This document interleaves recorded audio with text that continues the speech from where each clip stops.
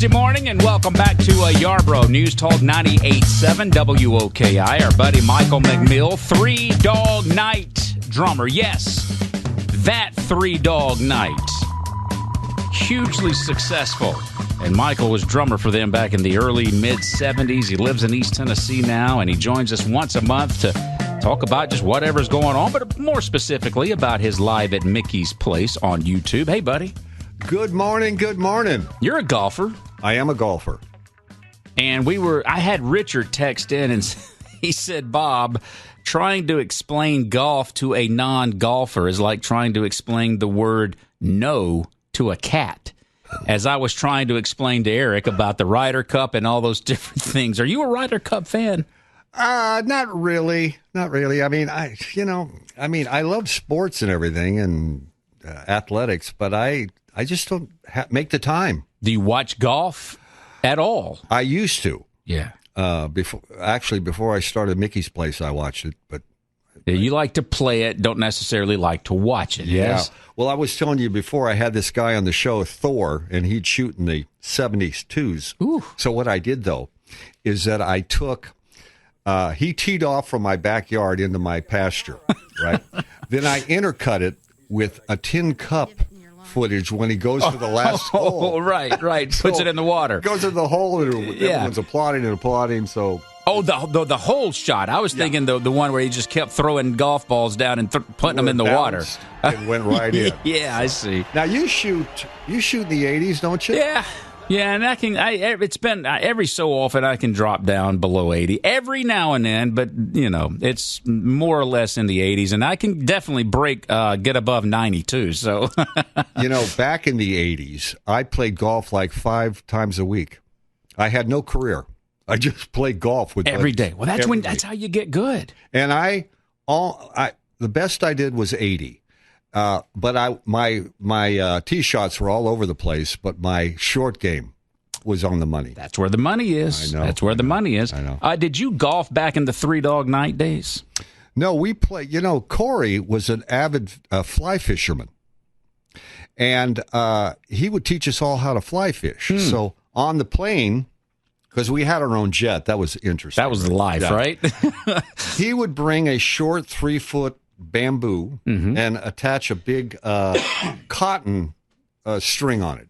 And then we'd all be working this motion, It's like, I remember having nightmares about it. Did you get good at it? I did pretty good. He did a lot of television outdoor sportsman stuff with fly fishing. Yeah. So it was interesting. Practicing fly fishing on the Three Dog Night private plane. Yeah. Man, those were the days indeed. They were. Let's talk about some Mickey's Place now. Yeah. And who we got today? Sounds Marlisa great. K. Small. Marlisa K. Small. Yeah. Now, she's from Myrtle Beach. Okay. Check this out. Every year, I hate to say it, but Christmas is coming.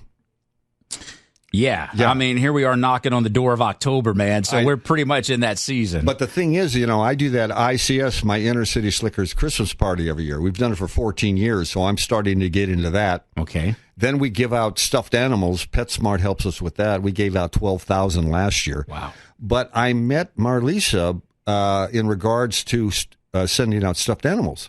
And I saw a picture of her with a microphone. I said, "Do you sing?" And she said, "Yeah." And so I got her up to Mickey's Place, and she blew everybody away. Wow. So you just randomly stumbled into her. Just randomly. You saw the photo. There's the microphone.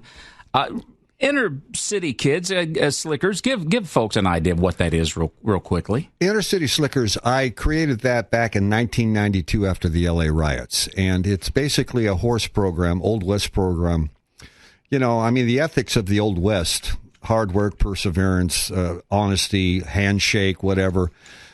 In all my travels around the country, and I had 22 ranches before COVID hit, and I would travel around the country working with kids. 2 things they needed, 2 things they had to have, is to feel safe and to know who to trust.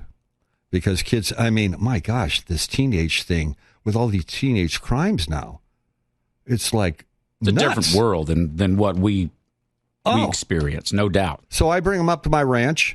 Yeah, we ride horses. Well, we do a lot more than ride horses. We just do self-esteem exercises, character building.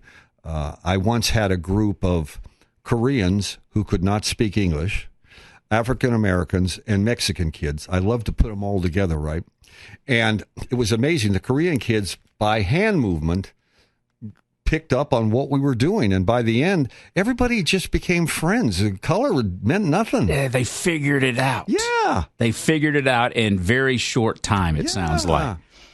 Let's do this. Sure. Marlisa K. Small. Eric, let's play clip number 1.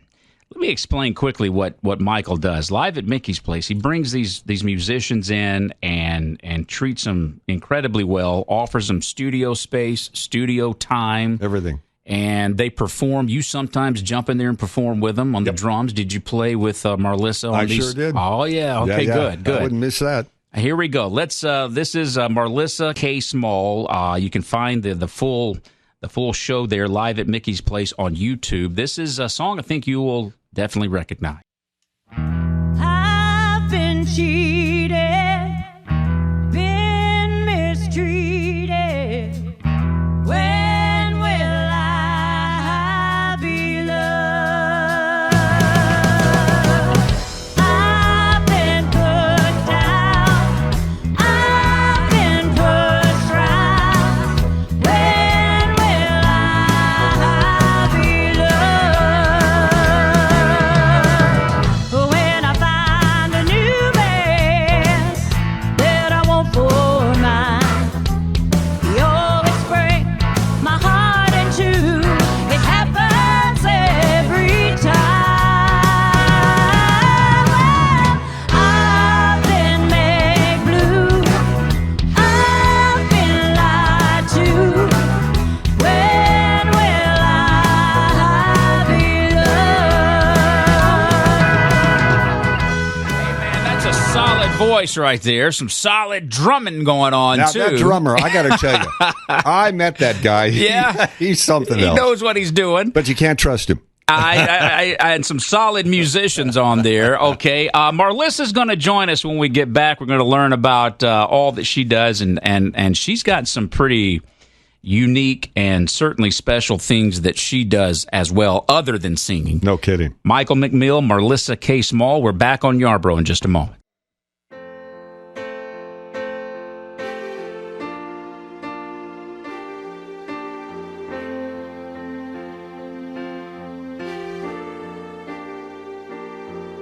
You could spend your whole life building something from nothing.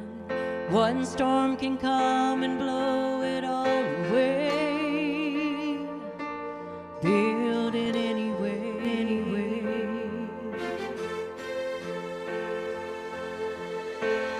You can chase a dream that seems so out of reach, and you know it might not ever come your way. Dream it anyway.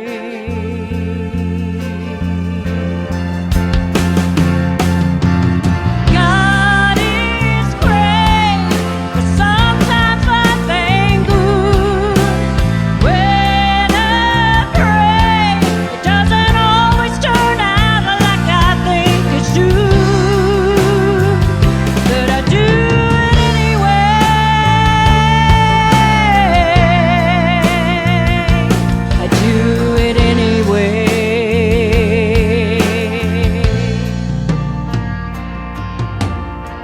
This world's gone crazy, and it's hard to believe that tomorrow will be better than today.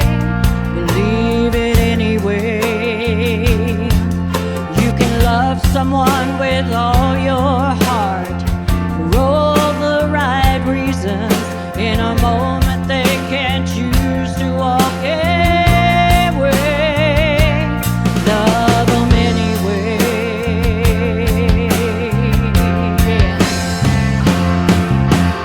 God is great, but sometimes life ain't good. When I pray, doesn't always turn out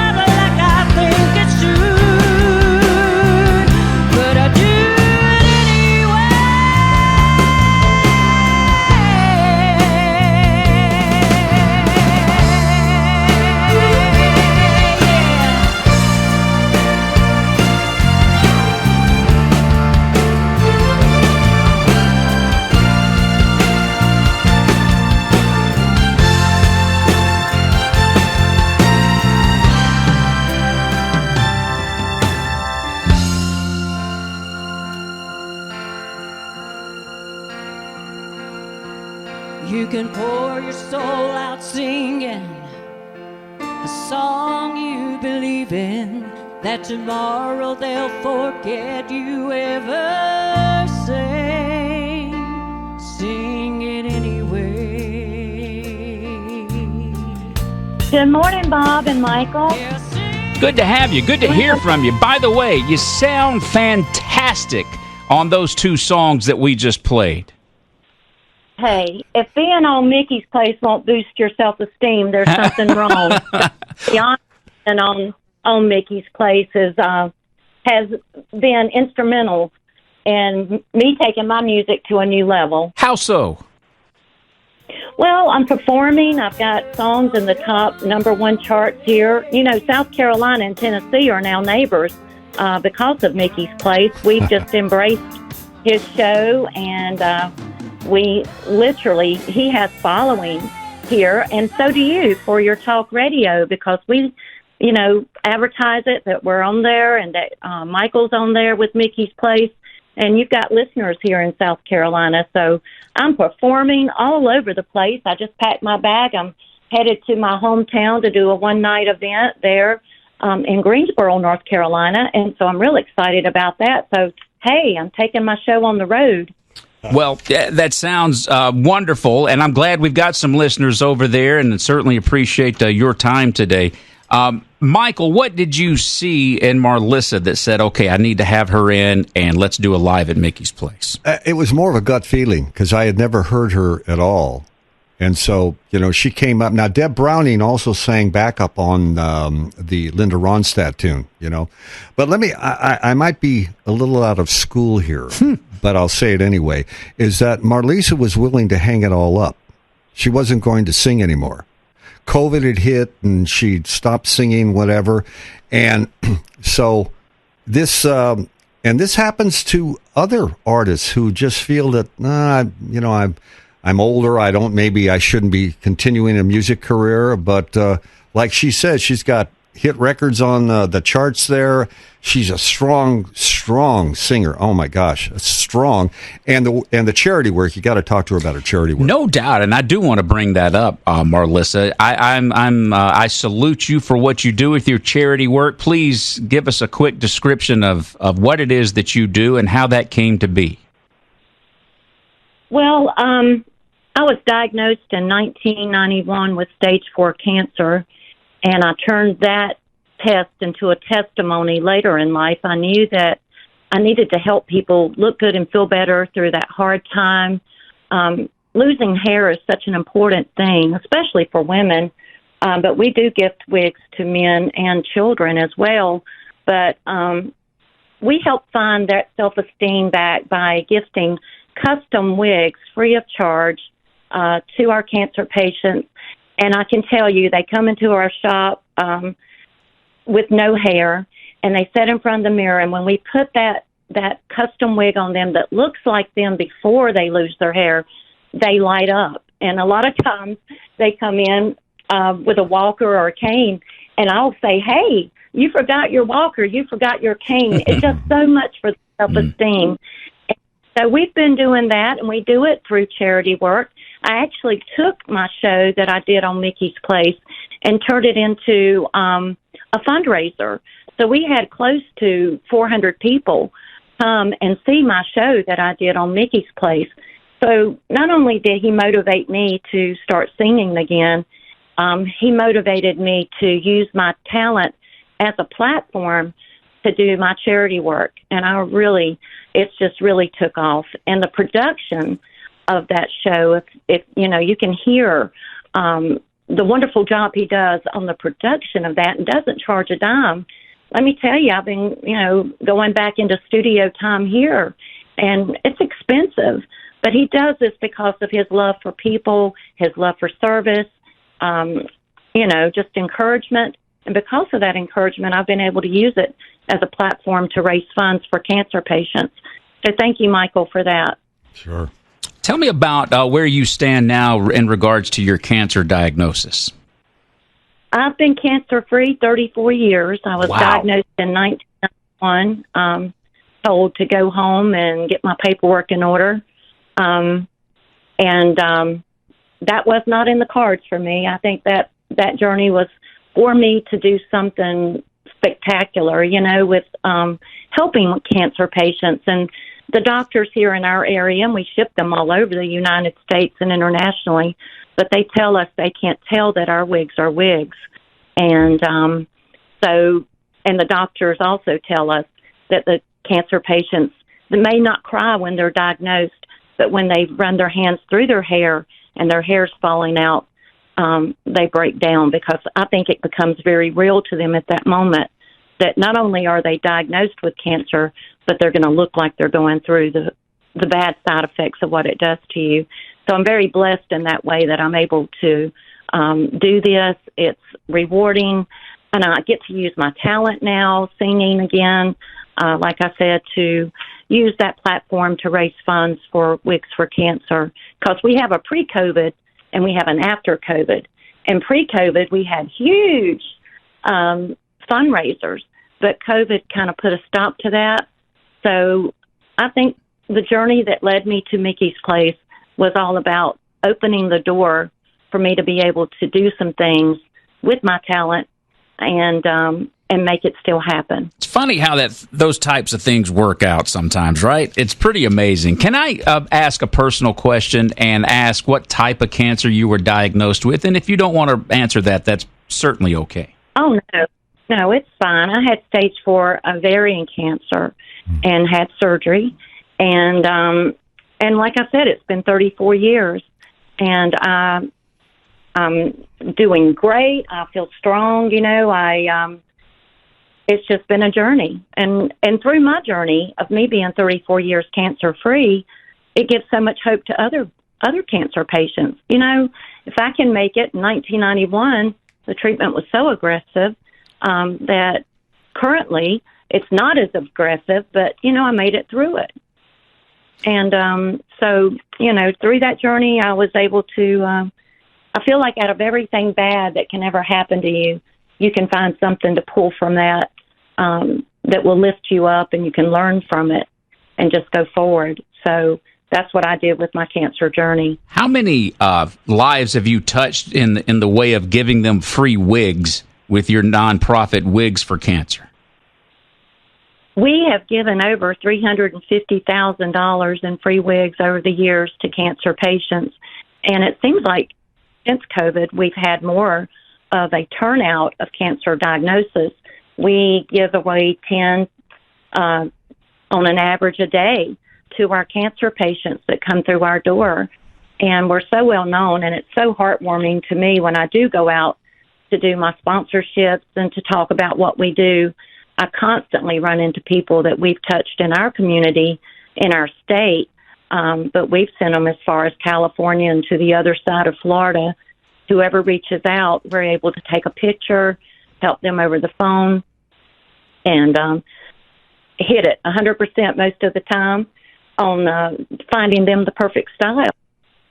So, that's exactly what we do. And, Place just kind of opened that door for me. Being on his show was such a great morale booster for me. Like I said, I was stalked during COVID and it's shutting, maybe I should just hang up my singing hat. But no, I'm going strong as ever. Well, I'm glad you and Michael stumbled into one another. However it happened, it certainly sounds like it was meant to be. And it's changed a lot of lives, not just the two of you, but sounds like so many others. How can folks reach out to you about the wigs, or maybe to make a donation, or just get more information about Wigs for Cancer? They can certainly call 843-424-1638, or they can go to our website, www.wigsforcancercharity.com.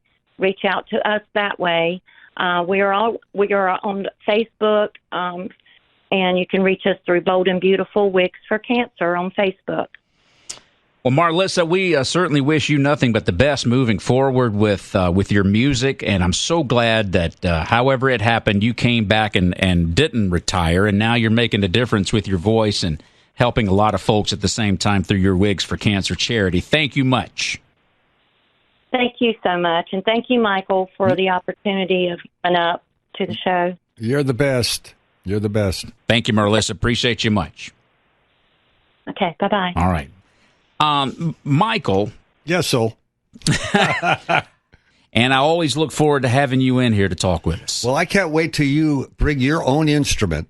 What instrument do you play? Oh, I'm a drummer, man. I'm a 3-Dog Night drummer. Are you a drummer, really? Well, I have a set of drums at the house, and I have played them at the Bijou Theater a couple of times. Okay, so here's the challenge. Okay. We're going to eventually get you up there to play drums on it. Man, are you kidding? We'll me? work with you a bit. You know what I'm saying? I'll give you particular lessons. Playing golf really helps. I don't know how, but Okay. Dude, that would be awesome. I look forward to it. You got to play All right, drums. okay. Call in, people. Call in. Demand him to play drums. We want that. We want Bob. That's funny, man. Yeah, we do the off the record with Hal and Phil and Bob at the Bijou Theater, and we put together a little band here, and I've got my set of drums that I drag up there. And I want to be part of that sometime. how about next spring? You got it. I'm there. You're booked. Yeah. Okay. Okay, you're Careful booked. what you wish for. I want to be part of it. Okay, you're part of it. All right. I love it. Dude, I love this. Yeah. All right, good. Michael McMill, ladies and gentlemen, you just heard it. He will be part of Off the Record next spring at the Bijou Theater.